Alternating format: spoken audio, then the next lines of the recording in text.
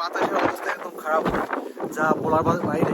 যে প্রচুর করে মাইনাস যে টেন, সেটা আর বাতাসটা যে হইতেছে একদম ডাইরেক্ট সরাসরি বুকের ভিতরে যা লাগতেছে, মনে হচ্ছে যে প্রচুর পরিমাণে বাতাস, যা একদম মানে শরীরকে একদম ফুল ঠান্ডা করে দিচ্ছে।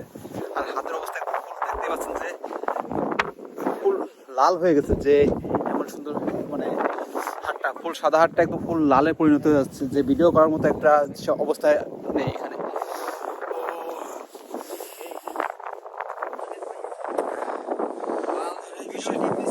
আসেন আসেন উপরে আসেন, তাহলে ছবি তুলবা।